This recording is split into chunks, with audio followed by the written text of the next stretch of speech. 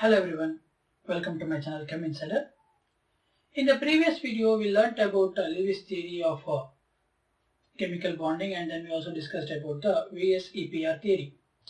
Out of the Lewis theory and VSEPR theory, what we have clearly observed was Lewis theory was successful in explaining how the bond is formed between an atom in a given molecule, but it did not explain the shape of the molecule or the bond enthalpy or bond ionization for certain molecules, which will be varying for certain given types of a molecule. Like for example, if you consider hydrogen molecule and fluorine molecule, both of them have single covalent bond, that is H, F and F. Both are attached through single covalent bond, but the bond angle was completely different. That is, it was 74 picometer for hydrogen and 144 picometers for fluorine. It did not explain why two single covalent bonds of two different compounds have two different particular bond values, that is bond length, and further the bond enthalpy was completely different in both the cases. So, using that particular concept, we clearly say that Lewis structure was not useful for explaining the particular composition of an element or a molecule. Even though they explain the bond formation, they did not explain the shape of the molecule, they did not explain the difference in the bond lengths, and they did not explain the bond enthalpy difference in certain molecules. Therefore, we later consider the valence shell electron pair repulsion theory. Even though if you consider the valence shell electron repulsion theory, which was very good for explaining the shape of a molecule, it did not explain how the molecule is going to form a bond.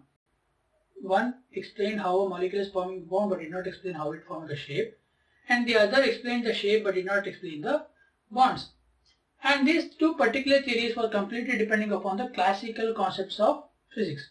Therefore, later, once the quantum mechanics was explained by certain scientists, two particular scientists named Heitler and London came forth with a new proposition in order to explain the bond theories of chemical bonding. And those two were valence bond theory and molecular orbital theory, and these two particular theories were completely depending upon the quantum mechanical calculations. Therefore, first we'll discuss about the valence bond theory. This valence bond theory was proposed by the scientists Heitler and London. Valence bond theory. This valence bond theory was proposed by the scientists Heitler and London. Later, another scientist named Pauling developed this theory with respect to the particular formation using the help of other scientists and his colleagues. Okay, so this particular valence bond theory completely depends upon the atomic orbitals. We know atomic orbitals, which we have discussed in the chapter 2 of our class 11. So, atomic orbitals are clearly because of the electronic configuration of a given element. Right?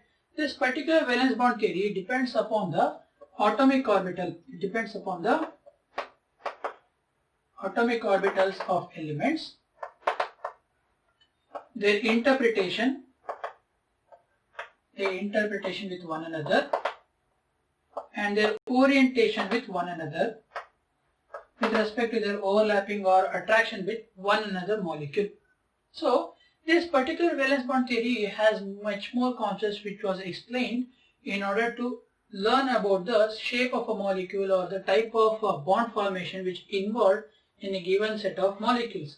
Therefore, what we are going to do is, this particular theory is not completely written for this particular syllabus. We have just certain simple concepts which I need to know about the basics of this particular theory, and further the valence bond theory will come across to you in the next year also in the class 12 in the D block elements coordination compounds chapter. First, in this particular chapter we are going to learn just some basic concepts of valence bond theory, that is, where the atomic orbitals have certain interpretation with respect to themselves, and they involve in hybridization to form respective number of hybrid orbitals which overlap with one another to give certain type of shapes of a molecule. Okay, that particular overlapping explains the formation of bond and also the shape of the molecule. Therefore, valence bond theory was considered as the best explained theory in the quantum mechanical concepts for the formation on shapes of a molecule in a given inorganic or organic compounds. Now, let us consider for an example which was used for explaining the valence bond theory. If we just consider the hydrogen molecule, of two hydrogen atoms Ha and Hb.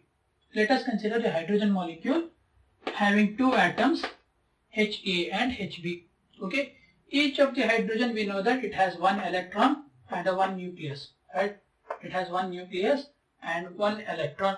Let the nucleus of Ha be Na and the electron be Ea. Nucleus of Hb be Nb and electron be Eb. Okay. Now, if you draw the Lewis structure, particular compound of this hydrogen molecule, what we are going to do is we can write hydrogen bonded with hydrogen. So that is nothing but the nucleus of A bonding with the nucleus of B, where it is having one electron in its shell, Ea, Eb, right? Ea and Eb in its shell.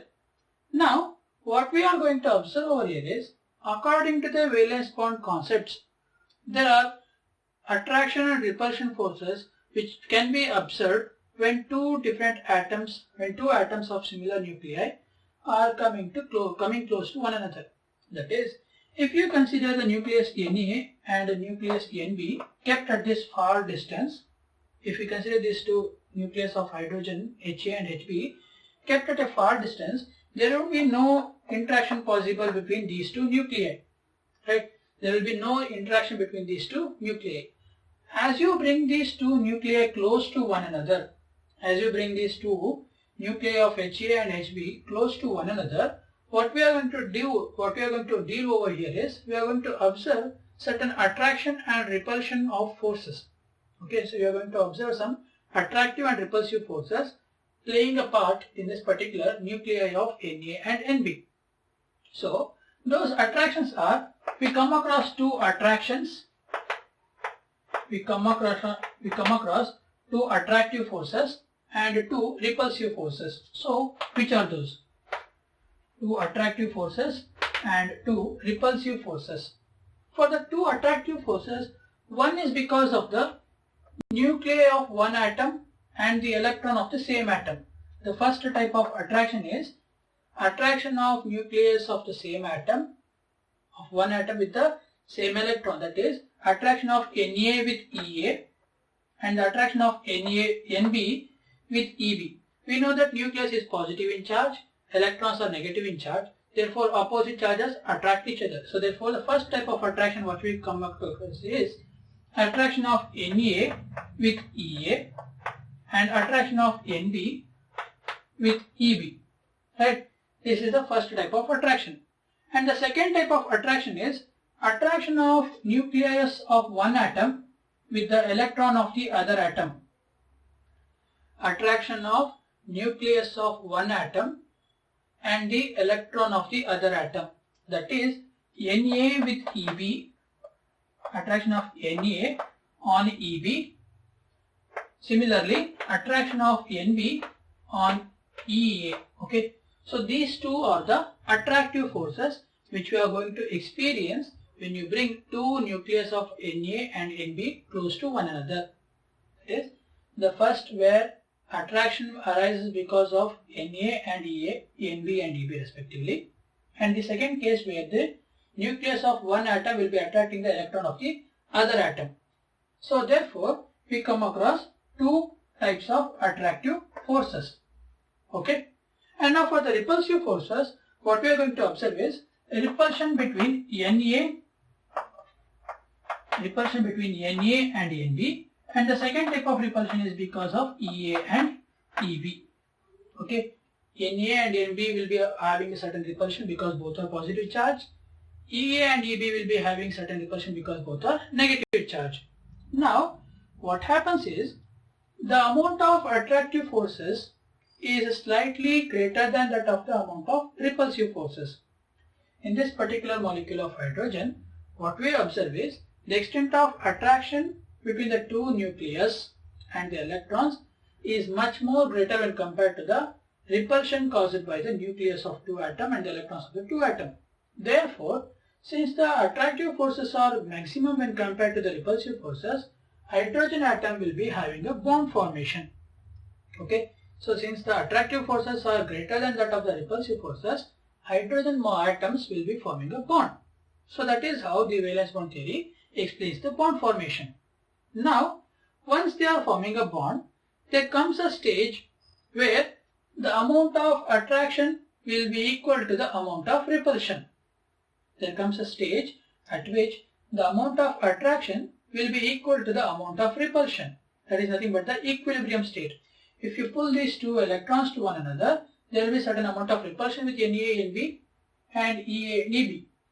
Similarly, there will be attraction of NA-EA, NB-EB, further NA-EB and NB-EA.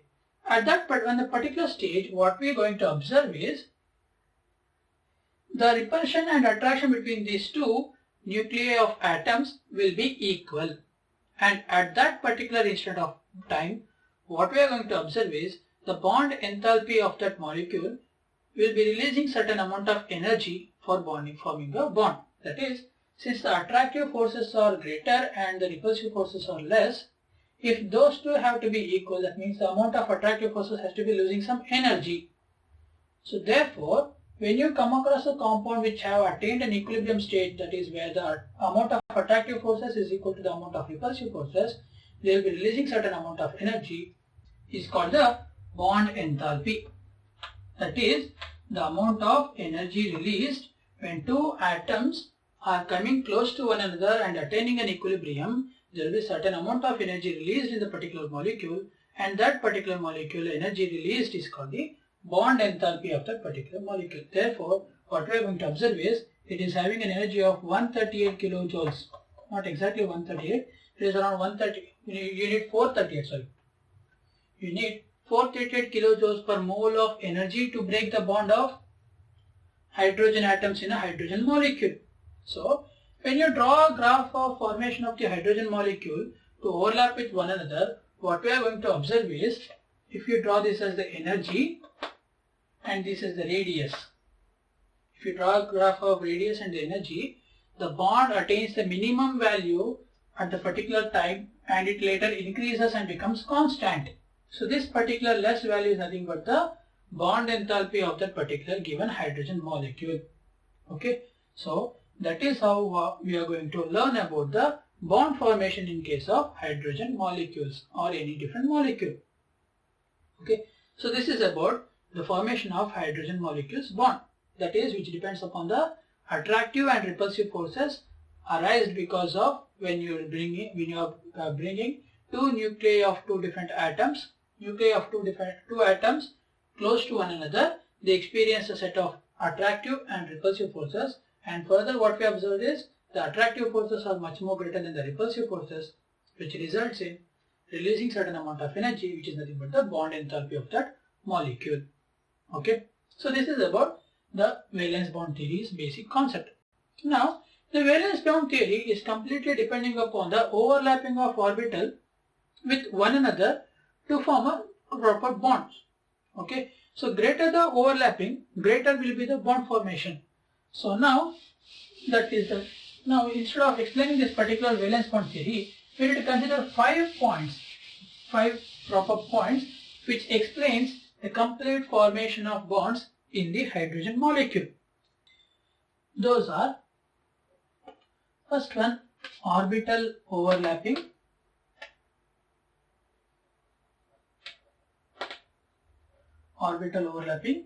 Second one is directional properties of orbitals.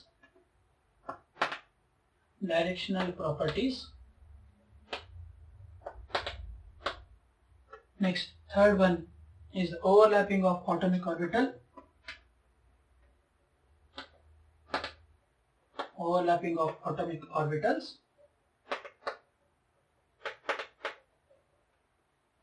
Third one is types of overlapping.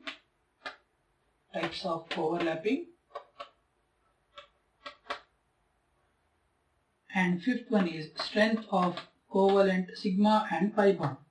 Strength of sigma and pi bond. So what we are going to do is we are going to just discuss about the orbital overlapping in this video. In the next video we will be discussing about the rest of the 4 points which explains the valence bond theory. Now for the orbital overlapping concept, for the formation of a molecule, two atoms have to overlap their atomic orbitals to form a hybrid orbital. Like for example, if you consider hydrogen atom in a molecule of hydrogen, what happens is hydrogen has one electron in the 1s orbital. So the atomic orbital of hydrogen is 1s1, 1s1, right? And further we know the shape of the s orbital which we have studied in the chapter 2, that is spherical, right? So if this is s orbital of A hydrogen and this is the s orbital of B hydrogen, these two s orbital will be overlapping on one another. That is, these hydrogen atoms are, which is shown by the bond over here, should be overlapping in this way to form a hydrogen molecule. So this is the s hydrogen, this is the p hydrogen, s hydrogen, b hydrogens, s orbital. So these two s orbital have to overlap with one another in order to form a hydrogen molecule. That is what the valence bond theory explains. That is orbital overlapping. The atomic orbitals of each of the atoms in a molecule has to overlap on one above the other in such a way that they form a strong attraction between the nuclei and electrons of one another. So this particular overlapping is called the atomic orbital overlapping, which is called the formation of hybrid atomic orbitals. Okay, so greater the extent of overlapping, that is if they are close to one another, greater will be the strength of the atomic orbital overlapping. That is, greater the overlapping, greater will be the strength of the bonds. For example, in case of hydrogen molecule, the s orbital of Ha and the s orbital of Hb are so minimum, having a so less energy, that is the energy of these two are in such a minimum state that these two try to interpret with one another. Even though they are not exactly in this position in this molecule, these two are so close enough that they have an interpretation between one another and they form an overlapping. Okay, so what happens in this particular overlapping case is, if we consider this as the orbital of 1s Ha and this is the orbital of Hb. Okay, this is 1s1 of Ha, 1s1 of Hb. So it will be having each one electron in its orbital, atomic orbitals. So this is at the atomic state. When these two get combined, what happens is one electron of the one atom will be pairing up with the electron of the other atom. So if this is the atomic orbital of these two hydrogen, then the atomic orbital of the particular hydrogen molecule will be in this manner. That is, one electron will be pairing up with the another electron of the next particular atom which it is bonding with. Therefore, if we consider this particular hydrogen molecule, it will be having two electrons, one of itself and one of the other, which has an opposite spin. Okay, thus the atomic orbital is known to be formed. That is, whenever two atomic orbitals which have minimum energy and almost similar to one another, they interpret with one another in such a way, they tend to overlap with one another. That particular concept is called the orbital overlapping.